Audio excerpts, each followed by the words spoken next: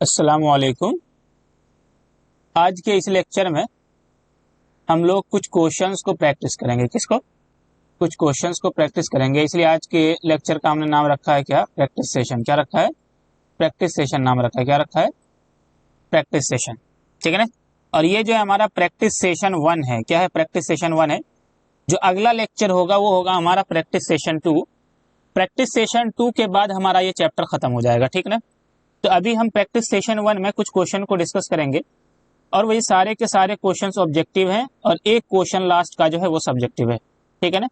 तो question number 1 हमारे पास कुछ इस तरह से है कि an external influence which change or tends to change the state of rest or uniform motion of a body or its dimensions is called. ठीक है ना। क्या कहते हैं उसको? क्या कह रहा है? एक एक्सटर्नल इन्फ्लुएंस है जो क्या करे, किसी स्टेट ऑफ रेस्ट, जो बॉडी है स्टेट ऑफ रेस्ट या यूनिफॉर्म मोशन में उसको चेंज कर दे या चेंज करने की कोशिश करे। समझ में बात है कि नहीं? या उसके डायरेक्शंस को। समझ में बात है कि नहीं? तो उसे हम क्या कहते हैं? तो उसे फोर्स कहते हैं। समझ में बात है? उनसे क्या कहते हैं? फोर्स कहते हैं। ठीक है ना। क्या कहते हैं उसको? फोर्स कहते हैं। ठीक है ना। नेक्स्ट क्वेश्चन है, equal and opposite force act on a body which do not changes its state of uniform motion are called। ठीक है ना। क्या कह रहा है? Equal and opposite force. Equal and opposite force, मान लो इधर से भी 5 न्यूटन और इधर से भी 5 न्यूटन, या मान लो इधर से F1 और इधर से क्या है?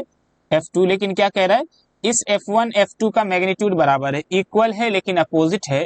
तो इस इक्वल एंड अपोजिट फोर्सेस को हम आपस में क्या कहते हैं? जो बॉडी के स्टेट ऑफ यूनिफॉर्म मोशन या रेस्ट को चेंज नहीं करता। Do not changes it's state of uniform motion. ठीक है ना। मतलब जिस स्पीड से ये चल रहा था अभी उसी स्पीड से चल रहा है, लेकिन F1 एंड F2 जो इसके ऊपर एक्ट कर रहे हैं इक्वल एंड अपोजिट हैं। तो ये देखो, इसका मतलब क्या है? इसके स्टेट ऑफ मोशन को चेंज नहीं करा रहा है ये फोर्स। तो ये F1 एंड F2 क्या है? अब बैलेंस्ड फोर्स है। क्या है? बैलेंस्ड फोर्स है। इक्वल एंड अपोजिट फोर्स किसी बॉडी के ऊपर एक्ट करता है तो वो उसके स्टेट ऑफ मोशन को चेंज नहीं करता। इसीलिए तो फर्स्ट लॉज ऑफ मोशन क्या करता है कि अगर कोई बॉडी रेस्ट में है तो रेस्ट में रहेगा, यूनिफॉर्म मोशन में है तो यूनिफॉर्म मोशन में रहेगा, जब तक कि उसके ऊपर अनबैलेंस्ड फोर्स अप्लाई ना किया जाए। तो इसका मतलब यहाँ पर क्या? स्टेट ऑफ मोशन चेंज नहीं हो रहा, तो मतलब ये फोर्सेस क्या है? बैलेंस्ड है। अनबैलेंस्ड होता तो क्या होता? उसके स्टेट ऑफ रेस्ट या यूनिफॉर्म मोशन को क्या कर देता? चेंज कर देता। ठीक है। नेक्स्ट क्वेश्चन हमारे पास कुछ इस तरह से है कि question number 3, the unequal and opposite forces acting on a body. तो अनइक्वल एंड अपोजिट फोर्सेस मतलब F1 की कुछ वैल्यू है यहाँ पर, ठीक है ना, और F2 की कुछ वैल्यू है। F2 की कुछ वैल्यू है।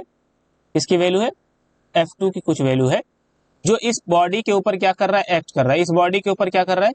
एक्ट कर रहा है। तो ये क्या है? ये क्या है? इक्वल अनइक्वल फोर्सेस हैं। समझ में बात है कि नहीं? जिसकी वजह से ये क्या कर देता है? चेंज कर देता है स्टेट ऑफ रेस्ट को या यूनिफॉर्म मोशन को। जाहिर सी बात है F1 F2 क्या है? अनबैलेंस्ड फोर्स है। समझ में बात है? क्या है? अनबैलेंस्ड फोर्स है। नेक्स्ट क्वेश्चन क्या है हमारे पास? Force of friction always acts in the direction. Force of friction always act करता है किस डायरेक्शन में? अप्लाइड फोर्स की डायरेक्शन में, opposite to the direction of applied force, at right angles to the direction of applied force, none of the above. हमने क्या पढ़ा था फ्रिक्शन के बारे में? ये क्या है? अपोजिंग फोर्स है। ये क्या करता है? स्टेट मतलब जब ऑब्जेक्ट मूव करना चाहता है, जब भी हम फोर्स अप्लाई करते हैं, जब भी हम फोर्स क्या करते हैं? अप्लाई करते हैं, तो इसकी टेंडेंसी क्या होता है? इस ऑब्जेक्ट को मोशन को अपोज करने की। तो ये क्या है? अप्लाइड फोर्स के डायरेक्शन में कि अपोजिट डायरेक्शन में क्या होता है? फ्रिक्शन फोर्स होता है। इसलिए आंसर ऑप्शन बी क्या होगा? सही होगा। समझ में आगे बात है?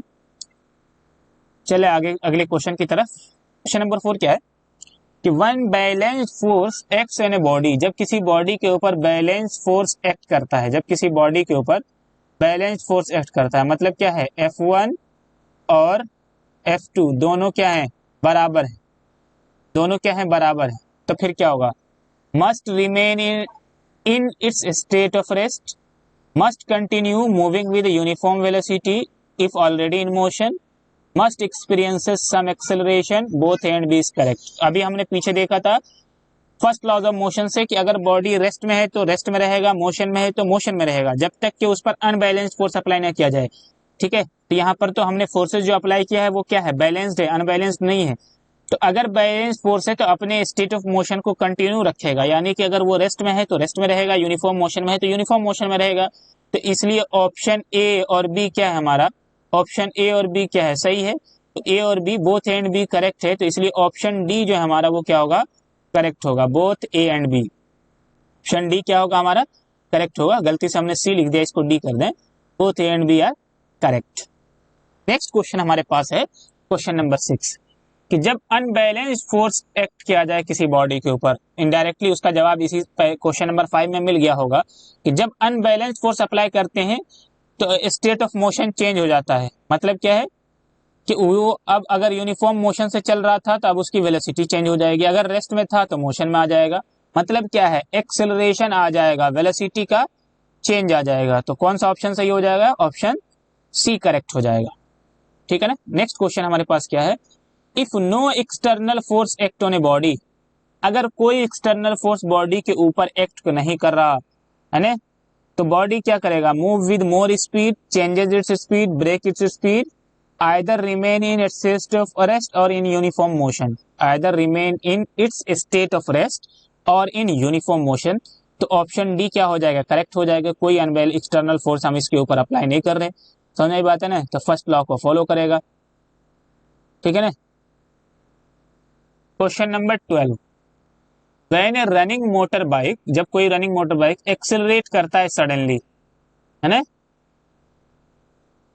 The pillion rider has a tendency to fall backward, this is an example of. क्या कह रहा है कि अगर कोई मोटर बाइक है किसी यूनिफॉर्म वेलोसिटी से मूव कर रहा है और अचानक से उसकी स्पीड क्या कर दिया जाए, बढ़ा दिया जाए, तो पिलियन राइडर जो मतलब जो राइडर है वो, है ना, उसकी टेंडेंसी होती है पीछे की तरफ फॉल बैक कर जाने की, है ना। ये किस लॉ का एग्जाम्पल है, कह रहा है ये किस लॉ का एग्जाम्पल है, फर्स्ट लॉ का, सेकंड लॉ का, थर्ड लॉ का, या ग्रेविटेशनल लॉ ऑफ मोशन का। जाहिर सी बात है ये किसकी टेंडेंसी थी, इनर्शिया की टेंडेंसी थी। और इनर्शिया किस लॉज के अंदर है, फर्स्ट लॉ के अंदर है। तो आंसर क्या हो जाएगा, Newton's first law of motion. क्या होगा, Newton's first law of motion. ठीक है ना। तो चूंकि फर्स्ट लॉ ऑफ मोशन कहां पर एक्सप्लेन है,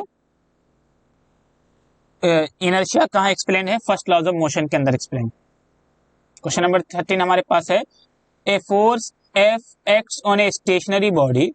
क्या कह रहा है, कोई स्टेशनरी बॉडी है, इसके ऊपर एफ फोर्स लगाया गया किसी टी टाइम के लिए, इसके लिए टी टाइम के लिए, the distance covered by the body s will be proportional to. तो कह रहा है कि ये बॉडी जो है, जो भी डिस्टेंस कवर किया होगा, जो भी बॉडी जो है, जो भी डिस्टेंस कवर किया होगा, वो किस चीज के प्रोपोर्शनल होगा, इनमें से टी के 1/t के, टी स्क्वायर के 1/t स्क्वायर के। तो जरा इसको समझते हैं। इस बॉडी का हम मास समझ लेते हैं m। तो यहां से देखो, एफ फोर्स एक्ट कर रहा है, तो कांस्टेंट फोर्स है, तो F equal to m a क्या हो जाएगा, F क्या हो जाएगा, m इंटू ए के बराबर। तो F बाय m किसके बराबर हो जाएगा, एक्सेलरेशन के। किसके बराबर हो जाएगा, एक्सेलरेशन के। ठीक है।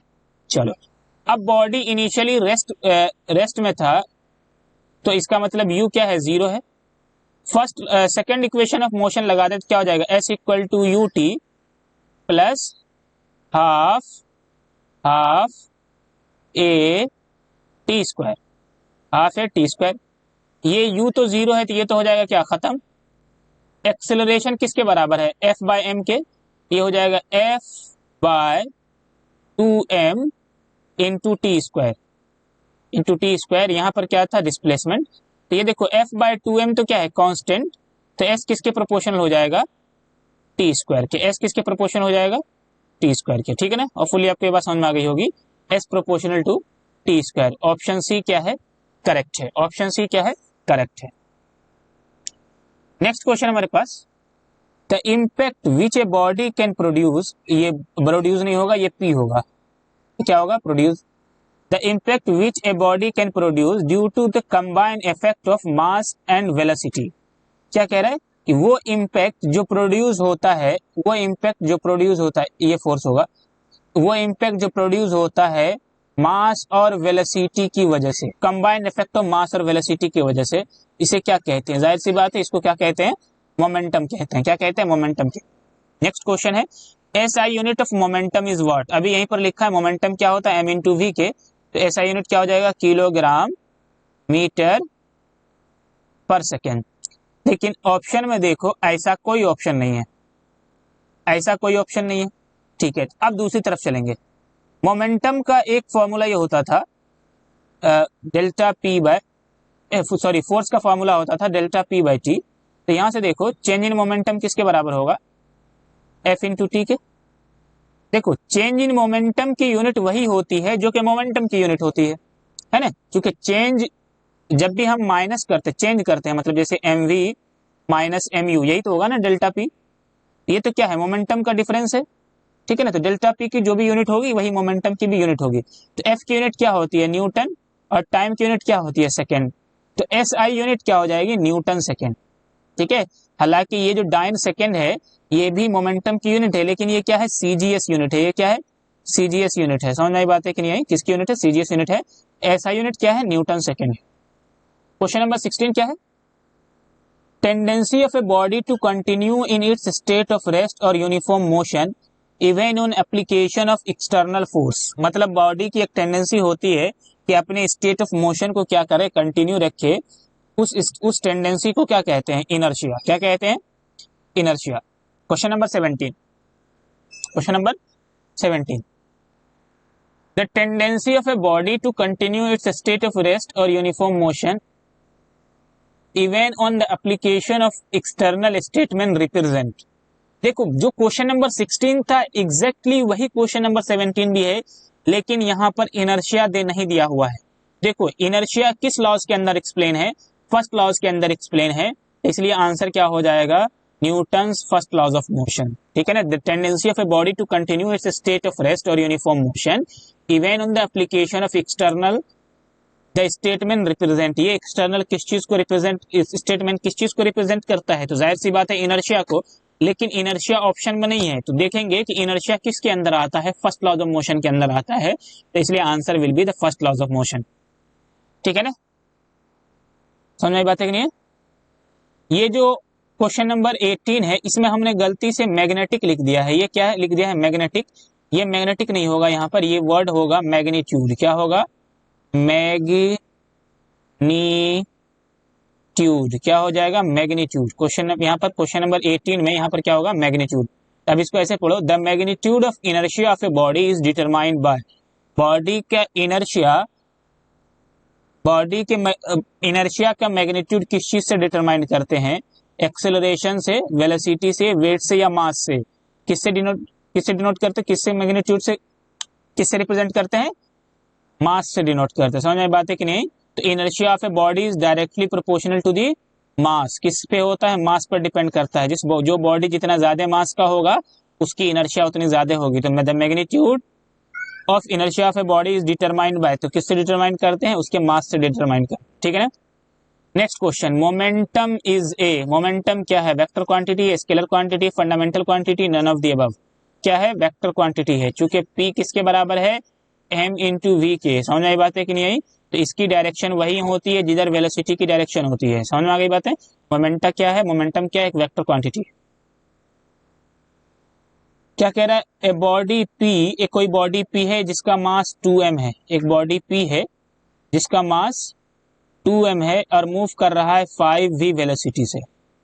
ठीक है ना, इसका मास 2m है पी का और मूव कर रहा है 2m है और मूव कर रहा है 5v वेलोसिटी से। दूसरी बॉडी Q है जिसका मास 8m है, यहाँ पर 8m होगा। समझ में आई बात है, क्या हो जाएगा, 8m है। ठीक है, m छूट गया है और मूव कर रहा है 1.25 वेलोसिटी से, 1.25v वेलोसिटी से। तो क्या रहा है, रेशियो ऑफ मोमेंटम ऑफ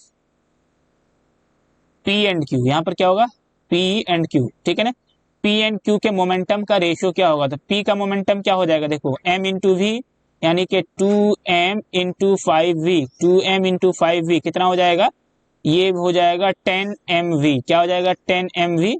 और 8 into 1.25, 8 into 8m into 1.25v कितना हो जाएगा, यहाँ से ये भी आ जाएगा कितना, अगर मल्टीप्लाई करोगे तो 10mv। तो Q का भी मोमेंटम 10 mv है और P का भी मोमेंटम भी 10 mv है, तो दोनों का रेशियो क्या हो जाएगा 1:1। कितना हो जाएगा 1:1। समझ में बात है कि नहीं। फिर से यहाँ पर हमने मैग्नेटिक लिख दिया है, बेसिकली ये क्या होगा मैग्नीट्यूड होगा, ये क्या हो जाएगा मैग्नीट्यूड, ये क्या हो जाएगा magnitude. The magnitude of a physical quantity is 8.5 Newton second. क्या कह रहा है, कोई फिजिकल क्वांटिटी है जिसका मैग्नीट्यूड है 8.5 न्यूटन सेकेंड, तो वो कौन सी फिजिकल क्वांटिटी होगी। तो अब जरा देखो कि यहाँ पर जो कुछ नहीं दिया हुआ, सिर्फ और सिर्फ मैग्नीट्यूड दिया हुआ है और साथ में यूनिट दिया हुआ है, तो इसके यूनिट से डिसाइड करेंगे। न्यूटन सेकेंड किस फिजिकल क्वांटिटी की यूनिट होती है, किसकी यूनिट होती है मोमेंटम की। अभी हमने पीछे देखा था पिछले स्लाइड के अंदर, समझ में बात है कि नहीं आई, समझ में बात है। यहाँ पर देखो, यहाँ पर न्यूटन सेकेंड किसकी यूनिट है मोमेंटम की, ठीक है ना। तो न्यूटन सेकेंड, तो 8.5 न्यूटन सेकेंड, तो इस यूनिट से हम डिसाइड करेंगे कि ये फिजिकल क्वांटिटी कौन सी है, किस फिजिकल क्वांटिटी का मैग्नीट्यूड है। तो क्या हो जाएगा मोमेंटम का हो जाएगा, किसका मोमेंटम। क्वेश्चन नंबर 22 हमारे पास क्या है, there is a rubber ball and a stone ball of same size. क्या कह रहा है, एक वो है क्या रबर बॉल, एक क्या है, यहां पर बना दूं मैं डायग्राम, एक है रबर बॉल, एक है स्टोन बॉल, एक है रबर बॉल और एक है स्टोन बॉल। समझ में बात है कि नहीं, सेम साइज का है, दोनों बॉल रेस्ट पर है, ठीक है। तो पूछा जा रहा है, पहला ऑप्शन है rubber ball has more inertia than stone ball, ठीक है। Stone ball has more inertia than rubber ball, both have same inertia, none of the above. देखो क्वेश्चन में सिर्फ क्या कहा है साइज बराबर है। अब जरा सोचो कि एक ही साइज का रबर बॉल लो और स्टोन बॉल लो, रबर बॉल लो और स्टोन बॉल लो, एक तो रबर है दूसरा स्टोन है, एक तो रबर है दूसरा स्टोन है, तो जरा बताओ किसका मास ज्यादा होगा। जाहिर सी बात है मास ऑफ स्टोन क्या होगा, मास ऑफ रबर से क्या होगा ज्यादा होगा। तो और अभी हमने पीछे देखा कि मैग्नीट्यूड ऑफ इनर्शिया डिसाइड करते हैं किससे, मास से। जाहिर सी बात है स्टोन का मास ज्यादा होगा, तो इसलिए स्टोन बॉल का इनर्शिया रबर बॉल के इनर्शिया से ज्यादा होगा, तो stone ball has more inertia than rubber ball. Question number 23 क्या कह रहा है, when we vigorously shake a branch of a tree some leaves are detached. समझ में बात है कि नहीं, इट इज ड्यू टू। क्या कह रहा है कि ये बिल्कुल वैसा ही क्वेश्चन है जैसे कि कारपेट को पीटने वाली बात थी। ये कारपेट है, इस कारपेट को हम क्या करते हैं बीट करते हैं। ये कारपेट क्या करता है अपनी पोजीशन मूव कर देता है, लेकिन इसके ऊपर जो डस्ट है वो यहीं पर रहता है और ये फॉल डाउन कर जाता है। तो ये किसकी वजह से होता था, इनर्शिया की वजह से। सिमिलरली जब ब्रांचेज ऑफ ट्री को हम क्या करते हैं, या ट्री को क्या करते हैं शेक करते हैं, तो ये ट्री की जो पोजीशन है वो क्या होती है हल्की चेंज हो जाती है, लेकिन ये जो लीफ है वो अपनी पोजीशन चेंज नहीं करना चाहता, जिसकी वजह से ये ब्रांच से क्या होता है टहनियों से टूट जाता है इनर्शिया की वजह से और फॉल डाउन कर जाता है। क्या कर जाता है, फॉल डाउन कर जाता है, खास करके सूखी पत्तियां, ठीक है ना, जिसके अंदर ज्यादा फोर्सेस नहीं होते क्योंकि वो सूख चुका होता है, इसलिए वो आसानी से गिर जाता है। सिमिलरली ऐसे ही टहनियां, जैसे अभी आम का सीजन है, आम के पेड़ को क्या करे हिलाए तो आम क्या होता है, मैंगो क्या होता है उनकी टहनी से टूटकर नीचे गिर जाता है। क्यों गिर जाता है, इनर्शिया की वजह से गिरता है। समझ में बात है कि नहीं, ठीक है ना। तो अब देखो इसमें बात है कि किस इनर्शिया की वजह से, inertia of rest, inertia of motion, ठीक है। और ये जो ऑप्शन सी है ये होगा इनर्शिया ऑफ डायरेक्शन। समझ में बात है कि नहीं, ऑप्शन सी क्या हमारा, ऑप्शन सी जो है ये मैंने ऑप्शन सी बी और सी एक ही कर दिया है, यहाँ पर कर दो ऑप्शन सी को कर दो इनर्शिया ऑफ डायरेक्शन, ठीक है ना। ऑप्शन सी को करेक्ट कर ले, क्या कर ले इनर्शिया ऑफ डायरेक्शन। तो हमारे पास है inertia of rest, inertia of motion, inertia of direction and none of the above. तो पहले सोचो कि पहले ब्रांचेस क्या थे, रेस्ट में थे, तो इसमें जो पत्तियां थी वो किस में, वो भी किस में होंगी, रेस्ट में होंगी। तो इनर्शिया ऑफ रेस्ट को क्या करता है मेंटेन करना चाहता है, जिसकी वजह से वो फॉल डाउन कर जाता है। तो सम लीव्स डिटैच, कुछ पत्तियां गिर जाती है, किसकी वजह से, इनर्शिया ऑफ रेस्ट की वजह से। क्वेश्चन नंबर 24 क्या कह रहे हैं, when the driver of a fast moving car suddenly applies brake. Fast moving car का ड्राइवर जब सडनली ब्रेक अप्लाई करता है, the passenger in the car, जो कार में पैसेंजर है उसको जर्क कहाँ लगता है। तो अब ये देखो जब मूव कर रही थी गाड़ी, तो इसका मतलब यहाँ पर जो पैसेंजर है उसकी टेंडेंसी भी मूव करने की है। तो जब ब्रेक अप्लाई करते हैं तो गाड़ी तो रेस्ट में आ जाती है या स्लो डाउन हो जाती है, लेकिन हमारी बॉडी, पैसेंजर की बॉडी उसी मोशन में रहना चाहता है, स्टेट ऑफ मोशन को मेंटेन करना चाहता है। जाहिर सी बात है ये कहाँ गिरेगा, आगे की तरफ फॉल करेगा, क्या होगा, फॉल फॉरवर्ड। ठीक है ना। Next question, A spaceship continues moving in space with uniform speed because of.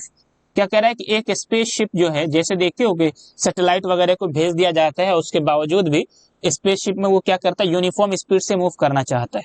क्यों? कि no force of friction due to air acts on it, no force of friction due to earth on it, no force of gravitation acts on it, its mass is zero in space. समझ में बात है कि its mass is zero in space. क्या जवाब होगा इसका, कि मतलब स्पेसशिप जो है कंटिन्यू रहता है, मूव करता रहता है in space with uniform speed. समझ में बात है कि नहीं, समझ में बात है, ऐसा क्यों होता है? ठीक है ना। ऐसा इसलिए क्योंकि no force of gravitation act on it, मतलब वहां पर कोई फोर्स ऑफ ग्रेविटेशन एक्ट नहीं करता है। समझ में बात है कि नहीं, कोई ग्रेविटेशनल फोर्स वहां पर एक्ट नहीं करता है, इसलिए स्पेसशिप कंटिन्यू करता है यूनिफॉर्म स्पीड से, क्योंकि वहां पर कोई एक्सटर्नल फोर्स नहीं है। Question number 26, batsman hits a cricket ball which then rolls on a level ground. After covering a short distance, the ball comes to rest. The ball slows down to stop because, क्यों हुआ?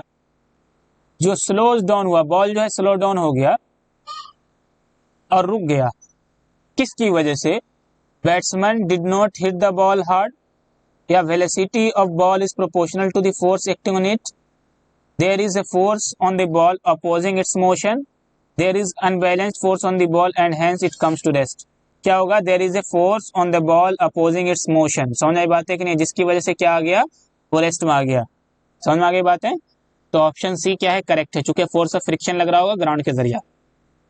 Question number 27, the force of A freely falling body, जो freely falling body है, free falling body, free fall किसको कहते हैं, मैंने बताया था मोशन के अंदर, जो सिर्फ और सिर्फ ग्रेविटी की वजह से फॉल करे। समझ बात है कि नहीं, एक्सेलरेशन ऑफ द बॉडी। समझ बात है कि नहीं।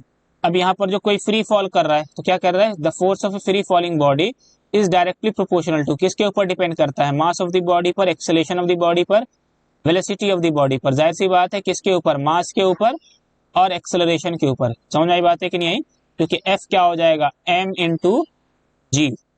जी क्या है, एक्सेलरेशन ड्यू टू ग्रेविटी, तो मास और एक्सेलेरेशन ऑफ द बॉडी। ठीक है ना।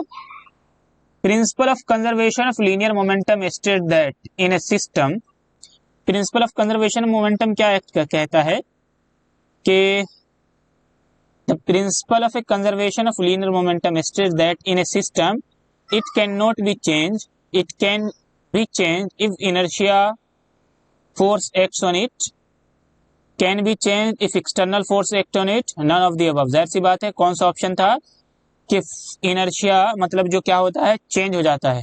समझ बात है, linear momentum of the system in a system can be change if external force act in it, जब एक्सटर्नल फोर्स एक्ट करता है, जब एक्सटर्नल फोर्स एक्ट करता है तो मोमेंटम क्या होता है, चेंज होता है। समझ आई बात है कि नहीं, principle of conservation of momentum यही कहता है। ठीक है ना। Question number 29, action reaction forces, acts on same body है, एक्स ऑन डिफरेंट बॉडी है, acts on act along different line है, acts in the same direction है। ठीक है ना। तो सेम डायरेक्शन में तो एक्ट नहीं होता, एक तरफ है, दूसरा दूसरी तरफ है।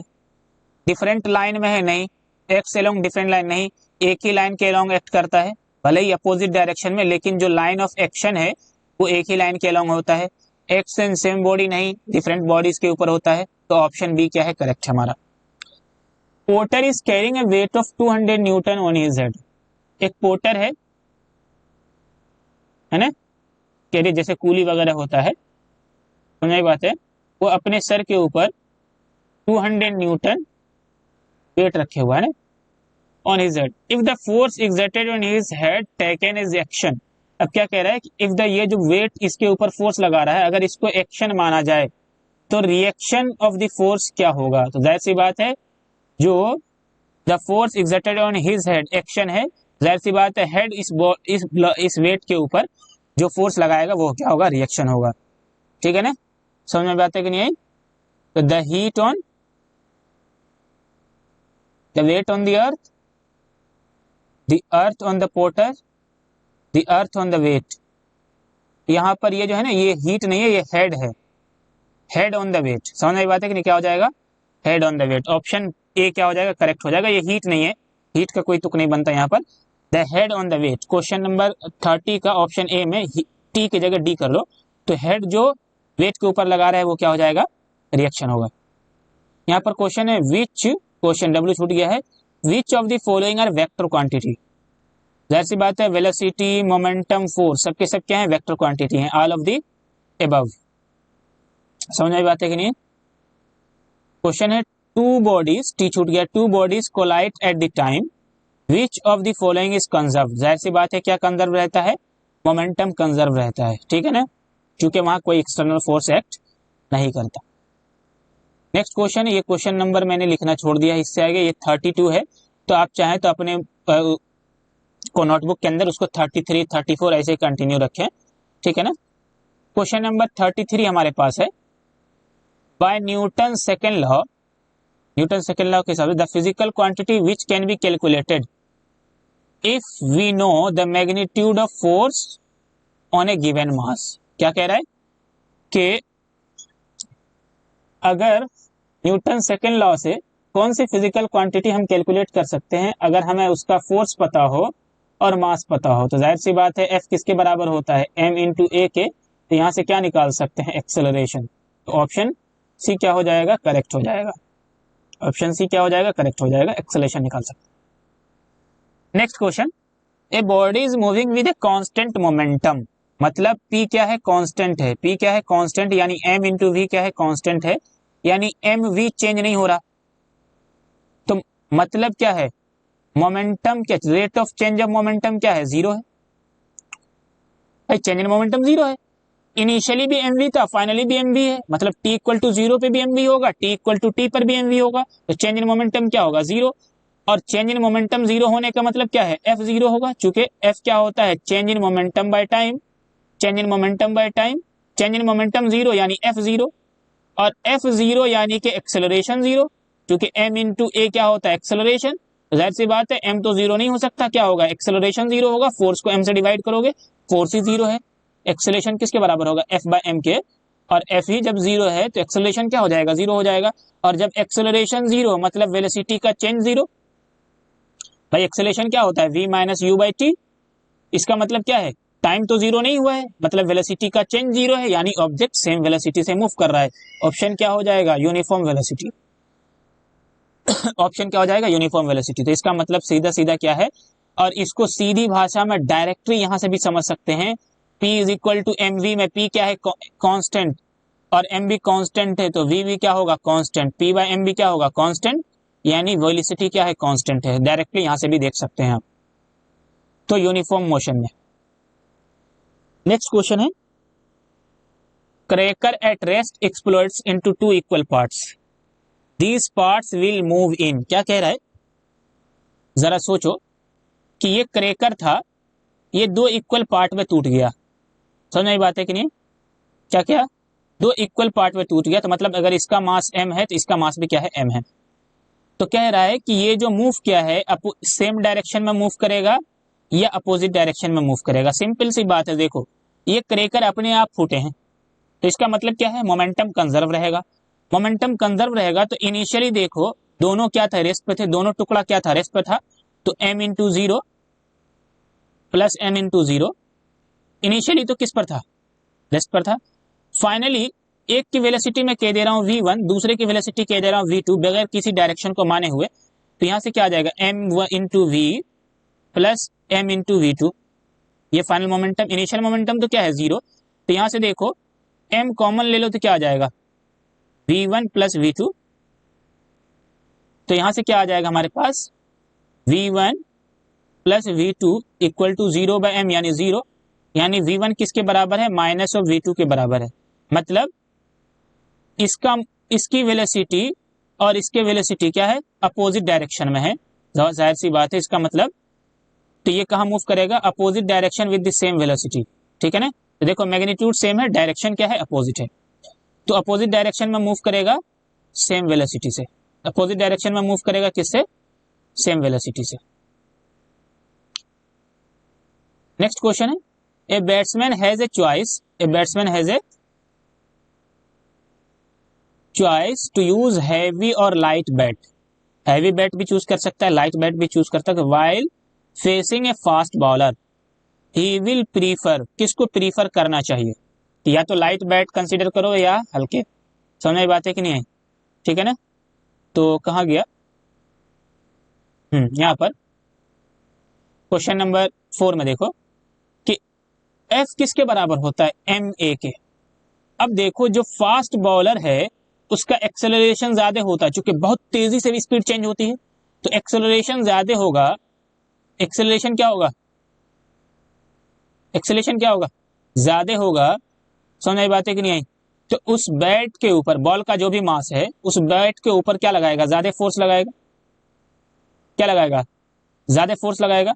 तो अब जरा सोचो कि एक्सेलरेशन अगर ज्यादा, मतलब जो बॉल है उसका फोर्स क्या है? ये फोर्स किसका है? बॉल का ऊपर। तो ये बॉल जो है बैट को आकर के हिट किया, तो जितना फोर्स ये लगाएगा उतना ही फोर्स ये इसके ऊपर लगाएगा। ये तो एक्शन रिएक्शन से होगा। लेकिन ये सोचो कि ये इतना फोर्स आकर के बैट के ऊपर लगाएगा, अगर बैट हल्का हुआ तो ये क्या कर देगा? बैट को ही एक्सेलरेट करा देगा, है ना, बहुत फास्ट रेट से। तो अगर बैट हैवी होगा तो बैट के अंदर एक्सेलरेशन कम आएगा। समझ आई बात है कि नहीं? क्या आएगा? बैट के अंदर एक्सेलरेशन क्या आएगा? कम आएगा। समझ आई बात है? तो हम क्या चाहते हैं? बैट को एक्सेलरेट कराना या बॉल को? जाहिर सी बात है बॉल को। तो बैट क्या होना चाहिए? हैवी होना चाहिए। क्या होना चाहिए? हैवी बैट होना चाहिए। समझ आई बात है कि नहीं? ठीक है ना, ताकि उसको क्या कर सके? जोर से पकड़ सके। वरना क्या होगा? इतना ज्यादा फोर्स लगेगा कि वो बैट उनके हाथ से छूट जाएगा, है ना। तो heavy bat so that he can handle family, समझे, सख्ती से उसको पकड़ सके। वरना क्या हो जाएगा? इतना एक्सेलरेशन आ जाएगा बैट के अंदर तक कि बैट ही हाथ से छूट जाएगा। इसलिए हैवी बॉलर, फास्ट बॉलर को फेस करने के लिए हैवी बैट यूज करना चाहिए, समझे। हाँ, a vehicle has a mass of 1500 kg। If the vehicle is to be stopped with a negative acceleration of 1.7 metre per second square, the force of friction between the vehicle and the road कितना होना चाहिए? जाहिर सी बात है force कितना होना चाहिए? m इंटू ए के बराबर होना चाहिए, जितना फोर्स ये लगाएगा। तो m कितना है? 1500। जाहिर सी बात है फ्रिक्शन लगा रहा है, एक्सेलरेशन एक्सेलरेट कराएगा बॉडी के ऊपर -1.7 मीटर पर सेकेंड स्क्वायर से एक्सेलरेशन लगाना पड़ेगा। तो ये कितना हो जाएगा वैल्यू? इसको कैलकुलेट कर लो, that will be the result. तो 15, तो इसको मैं इधर सॉल्व कर दूं।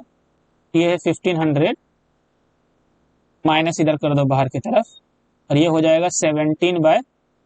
तो एक जीरो तो हो जाएगा यहाँ से खत्म, और इसको मल्टीप्लाई कर लो तो ये हो जाएगा 17 इंटू 150। तो जीरो तो डाल देंगे, 15 रहने दो। 150 है तो जीरो हम बाद में डाल देंगे। 7 5 35, 3 5 + 3 8, ठीक है ना। 7 5 35, 3 कैरी, 5 + 3 8, और यहां से ये क्या हो जाएगा? 17। तो ये कितना हो जाएगा? 5 5 2, तो कितना हो जाएगा? 255, और एक जीरो भी था और बाहर था माइनस साइन। समझ बात है कि नहीं? तो कितना हो जाएगा? माइनस का 2550 न्यूटन, 2550 न्यूटन। तो यहां से ओहो, दो ऑप्शन इन्होंने गलती से सेम कर दिया है। ऑप्शन सी को सही कर लो, -2550 न्यूटन। ऑप्शन सी करेक्ट हो जाएगा, ठीक है ना। ऑप्शन सी क्या हो जाएगा? करेक्ट हो जाएगा, ठीक है। या अगर यहाँ पर कोई और ऑप्शन होगा तो डी ऑप्शन हो जाएगा हमारा, नन ऑफ दिस, ठीक है। तो चूंकि यहाँ पर दो ऑप्शन सेम था तो मैंने सी के अंदर ये ऑप्शन डाल दिया। अगर सी के अंदर भी कुछ और होता तो हमारे पास डी नन ऑफ दिस का भी ऑप्शन था, तो नन ऑफ दिस हो जाता, ठीक है। एक बार कैलकुलेशन भी चेक कर लेना, ठीक है ना। नेक्स्ट क्वेश्चन, पहले इसको मैं इरेज कर दूं। नेक्स्ट क्वेश्चन हमारे पास है, a man while running at a constant acceleration develops a force of 280 Newton. एक मैन है जो कांस्टेंट एक्सेलरेशन से मूव कर रहा है और उन्होंने डेवलप कर लिया फोर्स 280 न्यूटन। तो उस मैन का मास कितना है? जाहिर सी बात है एफ किसके बराबर होता है? m इंटू ए के। तो m किसके बराबर हो जाएगा? f बाय ए के। तो f कितना है? 280, और फोर्स कितना है? 3.5, सॉरी एक्सेलरेशन कितना है? 3.5। तो इसको मैं ऐसे लिख दूं, 2800 डेसिमल ऊपर कर दो और नीचे क्या हो जाएगा 35, ठीक है ना। तो देखो 7 4 जा 38, सॉरी 7 4 जा 28, 7 चौका 28, 7 4 जा 28, 7 5 जा 35 और 5 8 जा 40, तो कितना हो जाएगा 80 kg। तो ऑप्शन ए क्या है, करेक्ट है। ऑप्शन ए क्या है, करेक्ट है। नेक्स्ट क्वेश्चन क्या हमारे पास, उससे पहले मैं इसको इरेज कर दूं।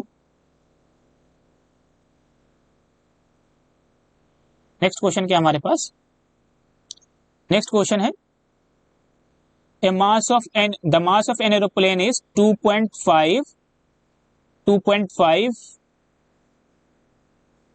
kg, 2.5 kg, सॉरी ये 2.5 kg नहीं है, सॉरी 2.5 t लिखा हुआ है। 2.5 t का मतलब टन होता है, t का मतलब क्या है, टन होता है। t का मतलब क्या होता है, टन होता है। तो मतलब एक एरोप्लेन का मास कितना है, 2.5 टन है। 2.5 टन का मतलब क्या है, वह एक टन में होता है 1000 kg। तो कितना हो जाएगा, 1000 से मल्टीप्लाई कर दो तो कितना हो जाएगा 2500 kg, ठीक है ना। ये फोर्स डेवलप करता है 8750 Newton, the force acting on it is taken of, समझ नहीं बात है। It's engine develop a force of 8750 Newton, है ना, taking of. The acceleration of the aeroplane is, तो एक्सेलरेशन कितना हो जाएगा, एफ बाय एम के बराबर हो जाएगा सेकेंड लॉ से, ठीक है ना। तो एफ कितना है 8750 डिवाइडेड बाय 2500, एक जीरो तो खत्म हो जाएगा इससे। और अगर इसको 25 से देखो तो ये मल्टीप्लाई डिवाइड करो तो कैंसिल हो जाएगा, 25 3 जा 75, 75 यहाँ बचेगा 125, 25 5 जा 125, तो कितना हो जाएगा 35/10। आप चाहे तो 5 से कैंसिल कर लें, खुद से भी कैलकुलेट कर सकते हैं। 3.5 कितना हो जाएगा 3.5 ठीक लिखा है क्या, एक बार कैलकुलेशन दोबारा से देख लें। 8750 डिवाइडेड बाय 2500, एक जीरो तो यहाँ से हो गया कैंसिल, 5 5 जा 25, यहाँ क्या हो गया 50, तो यहाँ क्या हो जाएगा 5 1 जा 5, 3 बच गया, 5 7 जा 35, 2 बच गया, 5 5 जा 25, फिर से कैंसिल करें तो यहाँ तो हो जाएगा 0, 5 3 जा 15, 5 7 जा 5 15, 5 7 35, कितना हो जाएगा 3.75, 3.7, ठीक है। तो ऐसा ऑप्शन कुछ नहीं है, ऐसा ऑप्शन कुछ नहीं है। या एक बार आप भी जो है इसको कैलकुलेशन को चेक कर सकते हैं, कैलकुलेशन को क्या कर सकते हैं, चेक कर सकते हैं कैलकुलेशन सही है कि नहीं, ठीक है ना। 2.5 टन मतलब 8750 को डिवाइड कर लो, 8750 को डिवाइड कर लो 2500 से, ठीक है ना, 2500 से। तो आई थिंक 3.5 ही आ रहा है बार बार, ठीक है ना। यहाँ पर भी देखो 5 5 3 जा 15, 2 बचा था, 5 5 जा 25, ठीक है ना, यहाँ गलती हो गई थी, 3.5 ही ऑप्शन है। तो अब देखो यहाँ पर ऑप्शन जो है, यहाँ पर जो ऑप्शन है वो ऑप्शन सी करेक्ट है, समझ आई बात है, क्या है ऑप्शन सी करेक्ट है, समझ आई बात है। कौन सा करेक्ट हो जाएगा ऑप्शन, ऑप्शन सी करेक्ट हो जाएगा, ठीक है ना, ऑप्शन सी क्या हो जाएगा, करेक्ट हो जाएगा, ठीक है। नेक्स्ट क्वेश्चन देखते हैं हमारे पास क्या है, नेक्स्ट क्वेश्चन क्या हमारे पास, नेक्स्ट क्वेश्चन क्या हमारे पास, a horse while running at a constant velocity of 15 metre per second develops a momentum of 300 newton second, the mass of the horse is, जाहिर सी बात है m इंटू वी किसके बराबर हो जाएगा, मोमेंटम के, p किसके बराबर होता है m इंटू वी के, यहाँ से v क्या हो जाएगा, v क्या हो जाएगा, सॉरी m क्या हो जाएगा p बाय v, तो मोमेंटम कितना है 300 डिवाइडेड बाय 15, तो 5 2 जा 30, कितना हो जाएगा 200,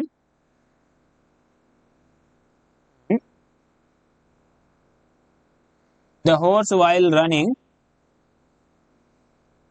with a constant velocity of 15 meter per second develops a momentum of 300 newton second. देखो 15 अगर यहाँ पर है तो आंसर जो आएगा वो 20 kg आएगा, समझ आई बात है। लेकिन अगर यहाँ पर क्वेश्चन के अंदर 1.5 हो, इस क्वेश्चन के अंदर एरर है, 1.5 हो तब आंसर जो आ जाएगा 200 kg आ जाएगा। तो ऑप्शन में देखो 200 kg है, समझ आई बात है। तो मेरे ख्याल से मुझे लग रहा है मैंने यहाँ पर कुछ गलत कर दिया, या तो यहाँ पर डेसिमल छोड़ दिया या यहाँ पर 3000 होगा, ठीक है ना।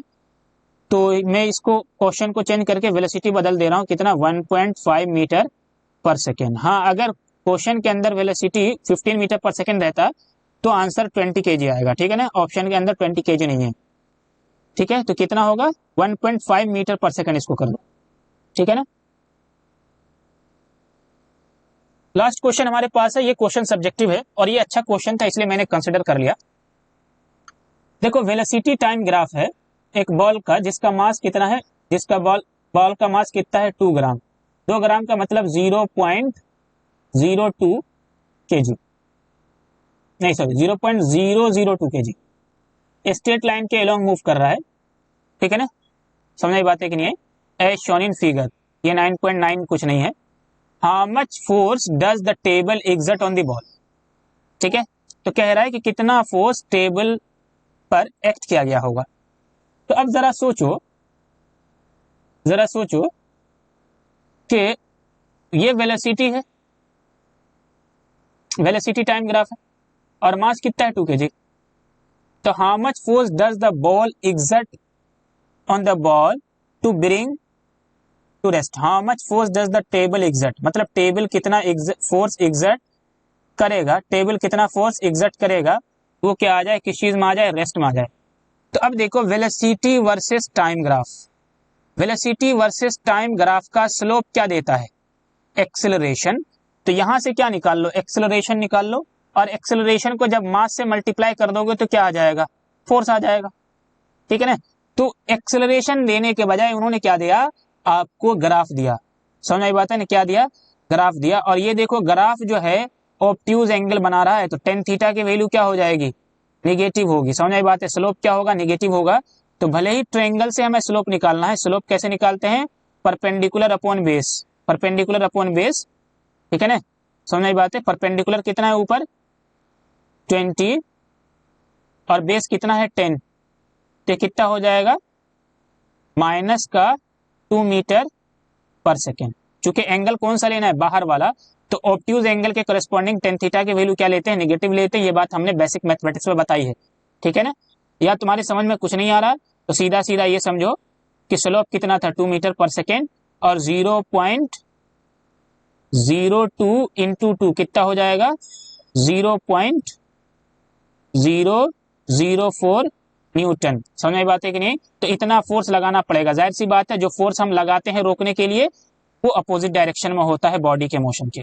बात समझ में आ गई। तो इसलिए भी क्या आ जाएगा, यहाँ पर माइनस आ जाएगा, कॉमन सेंस से भी सोच सकते हो, ठीक है ना। तो प्रैक्टिस सेशन 1 में हमने अच्छा खासे क्वेश्चन को डिस्कस किया है। आई थिंक मेरे ख्याल से 40 के आसपास क्वेश्चन हमने डिस्कस किए हैं, ठीक है। तो इसमें यहीं तक रखते हैं। जो प्रैक्टिस सेशन 2 है उसमें हम कुछ टफ लेवल के क्वेश्चन को कंसिडर करेंगे, जैसे कनेक्टेड बॉडीज प्रॉब्लम होती है, जैसे दो मास इस तरह से कनेक्टेड होते हैं तो पूछा जाता है कि अगर हम इसके ऊपर F फोर्स लगा रहे हैं तो इनके बीच का फोर्स कितना है, इस तरह के सवाल को करेंगे। पुली मास सिस्टम होता है कि पुली होता है, एक मास इधर अटैच्ड है दूसरा मास इधर अटैच्ड है, समझ आई बात है। तो इस स्ट्रिंग के अंदर टेंशन कितना होगा, एक ब्लॉक है दूसरे ब्लॉक को हमने उसको स्ट्रिंग से बांध दिया और इसको खींच रहे हैं, तो इस स्ट्रिंग में कितना टेंशन डेवलप हुआ होगा। इस तरह के क्वेश्चन को हम प्रैक्टिस सेशन 2 के अंदर करेंगे, समझ आई बात है। ऐसा इसलिए कि जो 9th क्लास है उस 9th क्लास में क्वेश्चंस यहीं तक पूछे जाएंगे इस तरह के जो हमने प्रैक्टिस सेशन 1 के अंदर किया है, ठीक है ना। लेकिन हमने फाउंडेशन सीरीज का पर्पस यही रखा था कि कुछ हायर लेवल की चीजें हमारी समझ में आए, इसलिए हमने उसके लिए रखा है प्रैक्टिस सेशन 2। अगर कोई बच्चा सिर्फ बोर्ड की तैयारी करना चाह रहा है तो उसके लिए जरूरी नहीं कि प्रैक्टिस सेशन 2 को वो अटेम्प्ट करे, लेकिन एंट्रेंस लेवल के लिए वो बहुत ज्यादा जरूरी है। तो प्रैक्टिस सेशन 2 के अंदर हम कुछ क्वेश्चंस को देखेंगे। प्रैक्टिस सेशन 2 के बाद हमारा force and laws of motion क्या हो जाएगा, खत्म हो जाएगा, ठीक है। Thank you, will meet in the practice.